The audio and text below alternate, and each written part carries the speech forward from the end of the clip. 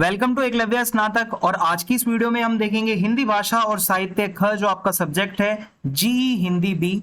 और सेमेस्टर 1 और 2 के लिए वीडियो हेल्पफुल है। और यूनिट 3 से आपका टॉपिक है केदारनाथ अग्रवाल। तो इनका जीवन परिचय, साहित्यिक परिचय और उसके बाद जो आपके सिलेबस में कविता है उसकी व्याख्या हम देखने वाले हैं। तो अगर आप बीए प्रोग्राम से हैं तो आपके लिए वीडियो हेल्पफुल है। तो चलिए वीडियो को आगे बढ़ाते हैं।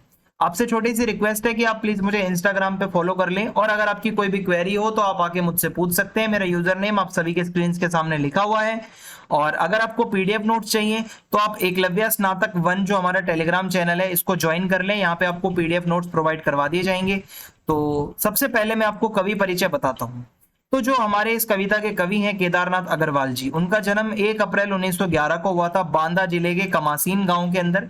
और गांव के अंदर जो पाठशाला होती थी भाई, वहीं से उन्होंने अपनी प्राइमरी एजुकेशन ली थी। और उसके बाद प्रयाग विश्वविद्यालय जो है वहां से इन्होंने अपनी ग्रेजुएशन करी। और बाद में आगरा विश्वविद्यालय से इन्होंने अपनी लॉ करी।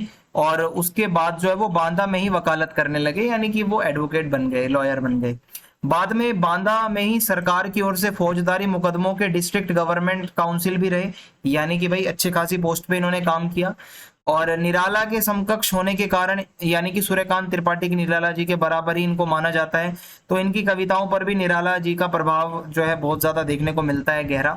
और इनके जो टीचर थे, इनके जो अध्यापक थे राम कृपणशीली मुख, उन्होंने ही इनको बोला कि भाई तुम कविता लिखा करो। तो उनसे प्रेरणा लेकर इन्होंने जो है कविताएं लिखना शुरू करा।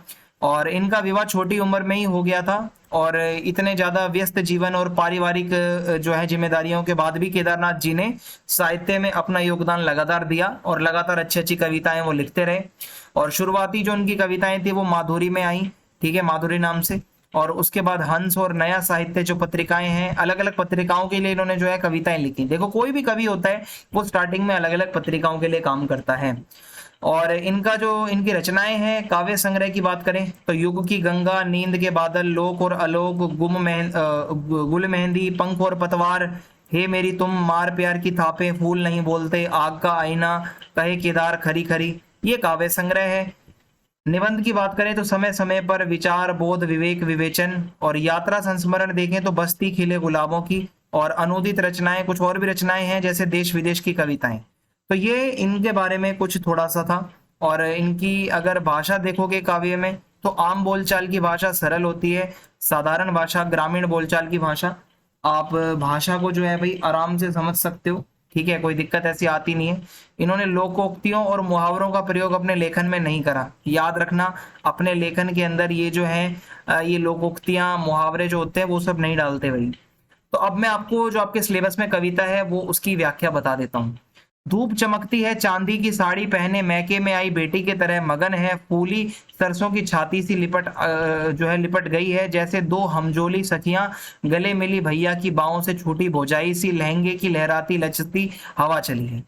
तो धूप कविता जो है वो कवि केदारनाथ अग्रवाल जी की कविता है। और यहाँ पर उनका जो संकलन है फूल नहीं रंग बोलते हैं, वहां पर ये कविता दी गई है। एक काव्य संकलन के जो है, काव्य संकलन बहुत बड़ी किताब होती है, वहां से एक कविता निकाली गई है, धूप कविता। और इसमें गांव में जब धूप निकलती है, बाद में जो वातावरण में जो सुंदरता आती है वो बताया गया, धूप के बारे में है पूरी कविता। तो कवि कहते हैं कि धूप चमक रही है, धूप की चमक ऐसी लग रही है मानो चांदी की साड़ी पहनकर, यानी कि देख रहे हो आप, यहाँ पे ही मानवीकरण हो गया है। साड़ी थोड़ी ना धूप पहनती है, साड़ी तो मानव पहनते हैं, तो यहाँ पर धूप का मानवीकरण हो गया है। तो ऐसा मानो जैसे कि बेटी अपने मायके में आई है। मैके में बेटी स्वच्छंद होती है, ससुराल की औपचारिकताओं से स्वतंत्र होती है। देखो, कोई फॉर्मेलिटी नहीं करती कोई बेटी। अगर ससुराल में होती है तो बहुत फॉर्मल रहती है, लेकिन जब वो मायके में आती है तो वो बहुत ज्यादा ओपन हो जाती है। उसी प्रकार खिली हुई धूप भी मगन है बेपरवाही से, ऐसे है जैसे मान लो वो अपने मायके में हो। धूप हरी भरी फली हुई पीली सरसों पर पड़ रही है, तो दोनों एक दूसरे के रंग में घुल मिल गई हैं। यानी कि कितना बढ़िया प्रकृति का चित्रण हो रहा है भाई, जिसको देखकर ऐसा लग रहा है मानो वो आलिंगन कर रहे हैं, यानी कि धूप और सरसों दोनों आपस में एक दूसरे को हक कर रहे हो, ऐसा लग रहा है। और मायके आकर जैसे जो बेटी अपनी बिछड़ी हुई सहेलियों से गले लगकर मिलती है, वैसे ही मान लो धूप जो है वो सरसों से मिल रही है।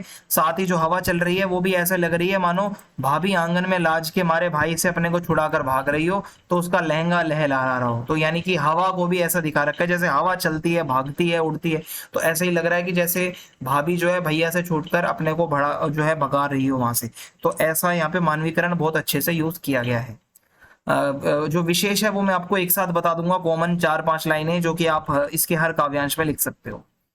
अगला काव्यांश है, सारंगी बजती है खेतों की गोदी में, दल के दल पक्षी उड़ते हैं, मीठे स्वर के अनावरण यह प्राकृत छवि की अमर भारती, रंग बिरंगे पंखुड़ियों की खोल चेतना सौरभ में मह महकाती है, दिगंत को मानव मन को भर देती है दिव्य दीप्ति से। सेम है प्रसंग भाई, जो पीछे दे रखा है वही आप लिख सकते हो, कोई अलग लिखने की जरूरत नहीं है। व्याख्या देखते हैं। तो खेतों में ना जाने कितने सुरीले पंछी उड़ बैठ रहे हैं, ठीक है, और पंछी आपको पता है खेतों में जाते हैं। ऐसा लगता है कि इन खेतों की गोदी में ये पंछी सारंगी की तरह हैं और बज रहे हैं। यानी कि खेतों में जब पंछी बैठते हैं तो लगता है वो खेतों की गोदी में बैठे हैं। तो भाई प्रकृति बहुत सुंदर लग रही है और कवि उसका बहुत अच्छे से वर्णन भी कर रहा है हमारे सामने।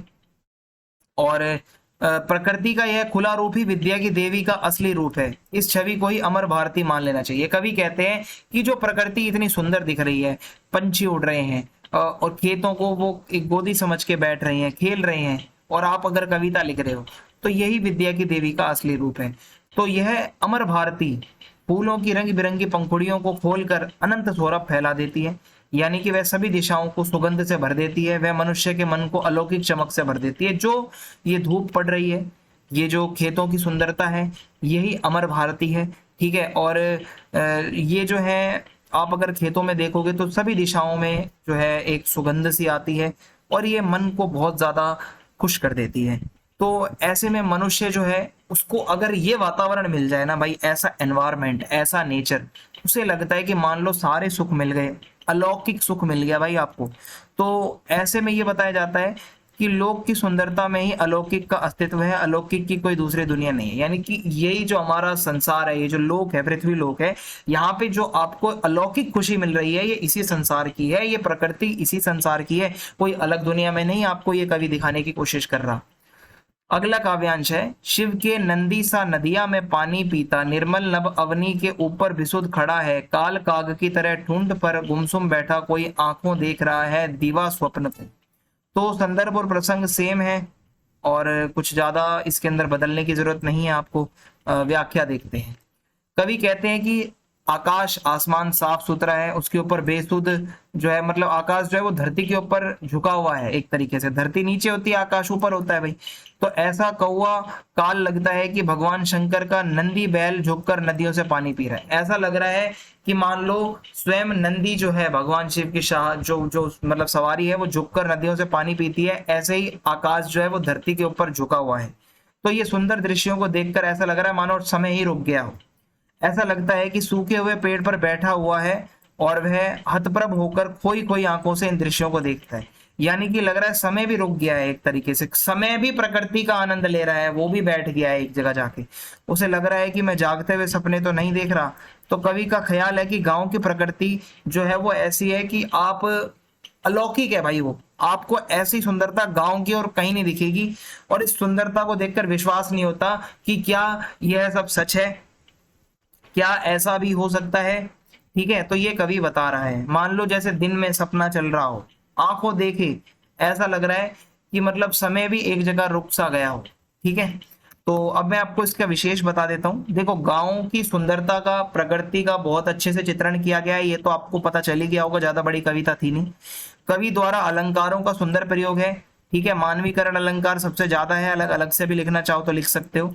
कविता में प्रकृति का मानवीकरण किया गया है, प्रकृति को जैसे दिखाया गया है बहुत अच्छे से। आपने देखा धूप साड़ी पहनकर आई, हवा जो है वो भागी, तो ये प्रकृति जो है प्रकृति का मानवीकरण है।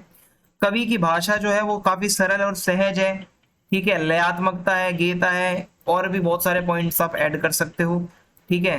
तो ये सारी बातें थी। अगर आपको कविता इजी लगी हो, समझ आई हो, तो आप चैनल को सब्सक्राइब करें और कमेंट बॉक्स में आप अपना फीडबैक लिखें। ज्यादा से ज्यादा वीडियो को शेयर कर दीजिए।